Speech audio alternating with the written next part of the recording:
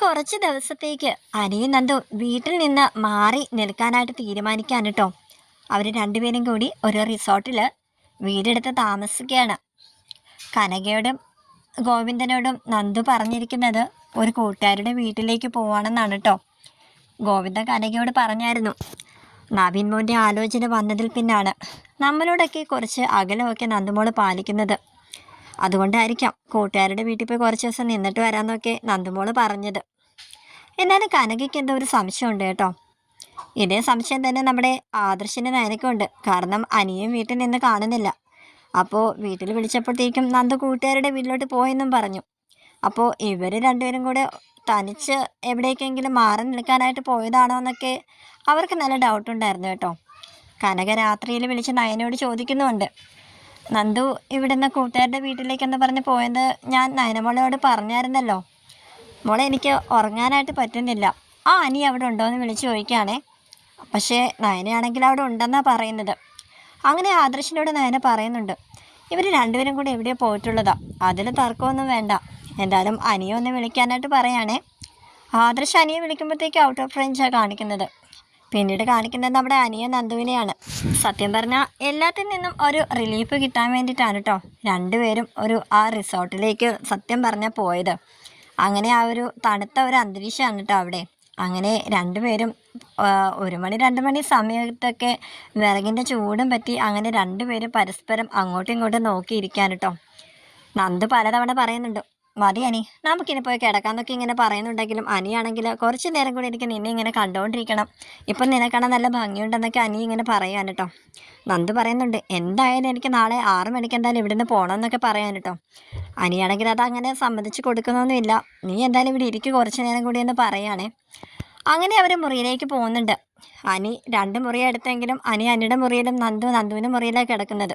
എന്നിട്ടും അനി നന്ദുവിനെ വിളിക്കുകയാണ് പിന്നെ. നന്ദു പറയുന്നുണ്ട്, ഇത്രയും നേരം നമ്മൾ ഒരുമിച്ചല്ലായിരുന്നോ, കുറേ നേരം അവിടെ നിന്ന് സംസാരിച്ചിട്ടൊക്കെയല്ലേ വന്നത്, പിന്നെ എന്താണ് നീ ഇപ്പോഴും വിളിച്ചുകൊണ്ടിരിക്കുന്നതെന്ന് ചോദിക്കാൻ കേട്ടോ. എടി എനിക്ക് ഉറക്കം വരുന്നില്ല, നമുക്ക് വീണ്ടും പുറത്ത് പോയിരുന്നാലോ, ഇപ്പം നല്ല മഴയും കാറ്റൊക്കെ ഉണ്ട്, അവിടെ പോയി മഴയും കാറ്റും എല്ലാം ആസ്വദിച്ച് പുറത്തു പോയി നിൽക്കാമെന്ന് പറയാൻ കേട്ടോ. നന്ദു സമ്മതിക്കുന്നില്ല. വേണ്ട നീ നമുക്ക് കിടന്ന് ഉറങ്ങാം, ഇപ്പം തന്നെ മണി 2 മണി കഴിഞ്ഞു, വെളുപ്പിനെ പോകാനുള്ളതല്ലേ എന്ന് പറയാൻ കേട്ടോ. അനിയാണെങ്കിൽ ഉറങ്ങാതെ നന്ദുവിനെ സ്വപ്നം കണ്ടിങ്ങനെ ഇരിക്കുകയാണ്. അനി രാവിലെ തന്നെ അടുക്കളയിൽ കയറിയിട്ട് നന്ദുവിനും അനിക്കും വേണ്ടിയിട്ടുള്ള ചായ ഇടാനായിട്ട് റെഡിയായി ഇങ്ങനെ നിൽക്കാൻ കേട്ടോ. അപ്പോൾ സെക്യൂരിറ്റി വന്നിട്ട് പറയുന്നുണ്ട്, ഇന്നലത്തെ രാത്രിയൊക്കെ എങ്ങനെ ഉണ്ടായിരുന്നു സാറേന്ന്. ഒരു അർത്ഥം വെച്ചുള്ള എന്തോ ഒരു വല്ലാത്ത ചോദ്യമായിരുന്നു കേട്ടോ അങ്ങേറത്. അനിയപ്പോൾ അതിന് ചുട്ട മറുപടിയും കൊടുക്കുന്നുണ്ട്. താൻ ഉദ്ദേശിക്കുന്ന എന്താണെന്നൊക്കെ നല്ലതുപോലെ അറിയാം. സാധാരണ കപ്പിൾസൊക്കെ ചെയ്യുന്ന പോലൊന്നും അല്ല ഞങ്ങൾ കുറച്ച് ബോൾഡായിട്ട് പെരുമാറുന്നവരാണ്. ഞങ്ങൾ ഇനിയും ഇവിടെ വരും, പക്ഷേ താൻ വിചാരിക്കുന്ന പോലെയുള്ള ഒന്നും ഞങ്ങൾ തമ്മിൽ നടക്കില്ല. അങ്ങനെയൊക്കെ ഞങ്ങളുടെ വിവാഹ ജീവിതം കഴിഞ്ഞതിന് ശേഷം മാത്രമായിരിക്കുമെന്ന് സെക്യൂരിറ്റിക്ക് നല്ല തക്കതായ മറുപടി കൊടുക്കുന്നുണ്ട് കേട്ടോ. അയാളാണെങ്കിൽ പിന്നെ ബാക്കി എന്തൊക്കെയോ പറഞ്ഞിട്ട് പിന്നെ നടന്നങ്ങോട്ട് പോവുകയാണ്. അങ്ങനെ കാപ്പിയും കൊണ്ട് നമ്മുടെ നന്ദുവിന് കൊണ്ട് അനി കൊണ്ട് കൊടുക്കുകയാണ്.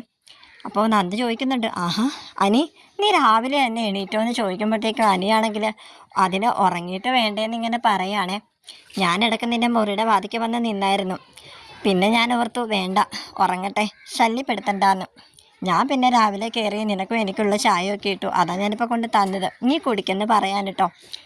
നന്ദു അപ്പം പറയുന്നുണ്ട്, ഇനി അമ്മേനെ ഒന്ന് വിളിക്കണം, ഇന്നലെ രാത്രി ഞാൻ വിളിക്കാമെന്ന് വെച്ചതാ, പക്ഷേ എൻ്റെ വായിൽ നിന്ന് അബദ്ധത്തിൽ എന്തെങ്കിലും വീണ് പോയാൽ പിന്നെ അമ്മയ്ക്കത് ടെൻഷനാവും, അതുകൊണ്ടാണ് വിളിക്കാതിരുന്നത്. എന്തായാലും നമ്മളിങ്ങനെ മാറി നിൽക്കാൻ തന്നെ കാരണം അവർ രണ്ടുപേരും അല്ലേ. നമ്മുടെ 2 വീട്ടുകാരും എന്ത് പരിപാടിയാണ് കാണിച്ചത്. നമുക്ക് 2 പേർക്ക് ഇഷ്ടമില്ലാത്ത വിവാഹ ജീവിതത്തിലേക്കല്ലേ നമ്മളെ കൂട്ടിക്കൊണ്ട് പോകാനായിട്ട് അവർ നോക്കുന്നത്. അവന്തികയാണെങ്കിൽ എനിക്കിഷ്ടമല്ല, അതുപോലെ തന്നെ നവീനുമായിട്ടുള്ള ബന്ധം നിനക്കും ഇഷ്ടമല്ല. അപ്പോൾ പിന്നെ നമുക്ക് 2 പേർക്കും അതിൽ നിന്നൊക്കെ ഒരു മോചനം വേണമായിരുന്നു. അതിനുവേണ്ടി തന്നെയല്ലേ നമ്മളിങ്ങനെ പ്ലാൻ ചെയ്തത്.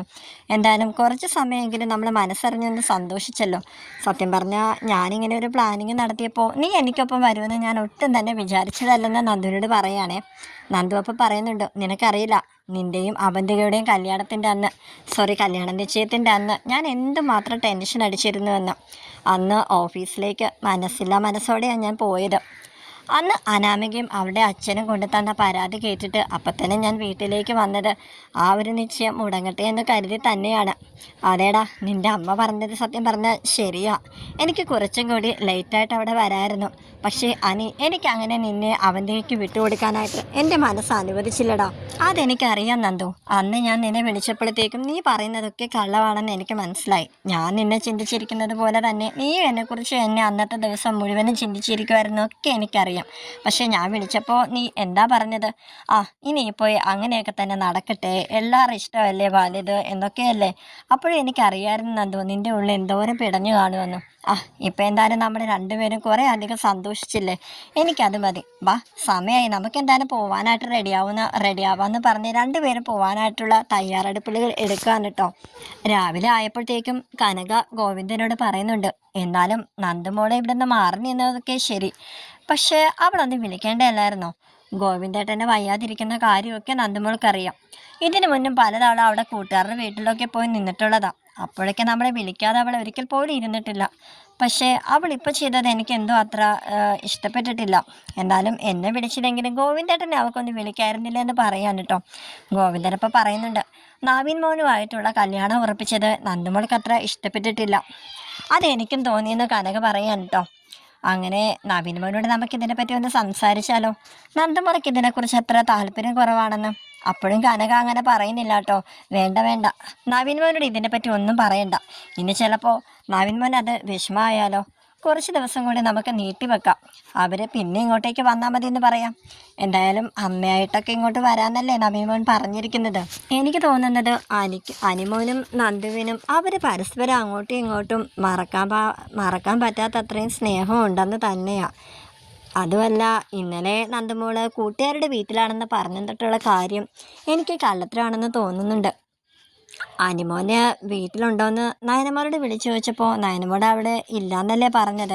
അത് സത്യം തന്നെ ആയിരിക്കുമോ? ഒരുപക്ഷെ നമ്മൾ വിഷമിക്കണ്ടെന്ന് വിചാരിച്ചിട്ട് നയനമോള് കള്ളം പറഞ്ഞതായിരിക്കുമോ എന്ന് ഗോവിന്ദൻ പറയുന്നുണ്ട് കേട്ടോ.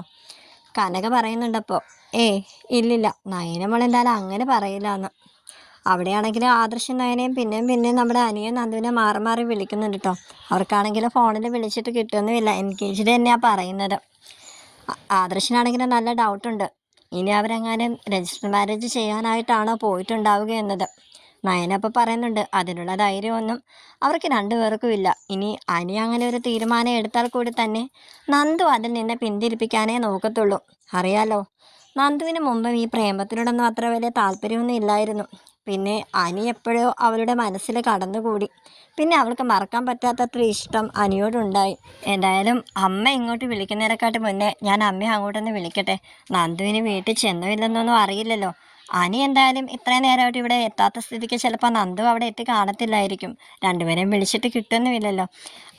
അല്ലെങ്കിൽ വേണ്ട, ഞാൻ ഫോണിൽ വിളിക്കുന്നില്ല. ഞാൻ അവിടം വരെ ഒന്ന് ചെന്നിട്ട് അമ്മയെ ഒന്ന് കാണാം. അമ്മ ശരിക്കും ടെൻഷൻ അടിച്ചിട്ട് തന്നെ ഇരിക്കുമായിരിക്കും. ഇനി അഥവാ ഇവർ രണ്ടുപേരും കൂടെ തന്നെയാണ് പുറത്തോട്ട് പോയിട്ടുണ്ടെങ്കിൽ ഇവരുടെ കാര്യത്തിൽ വലിയൊരു തീരുമാനം എടുത്തേ പറ്റൂ ആദർശേട്ടാന്ന് പറയാൻ കേട്ടോ. അപ്പോൾ ആദർശം പറയുന്നുണ്ട്, അതെ നയനെ, ഞാൻ അതിനെക്കുറിച്ച് ചിന്തിക്കാതിരുന്നില്ല. അവർ രണ്ടുപേരും കൂടിയാണ് ഒരുമിച്ച് രണ്ട് വീട്ടിൽ നിന്നും ഉണ്ടെങ്കിൽ അവരുടെ കാര്യത്തിൽ നമുക്കൊരു തീരുമാനം എടുക്കണം. അല്ലാതെ ഇവരെങ്ങനെ വിട്ടാൽ പറ്റത്തില്ല. നമുക്ക് മുത്തശ്ശനോടും മുത്തശ്ശിയോടും ഇതിനെപ്പറ്റി സ്ട്രോങ് ആയിട്ട് തന്നെ സംസാരിക്കണം. അവർക്ക് നമ്മളല്ലാതെ ഇതിനൊക്കെ സപ്പോർട്ട് ചെയ്യാനായിട്ട് വേറെ ആരാ ഉള്ളത്?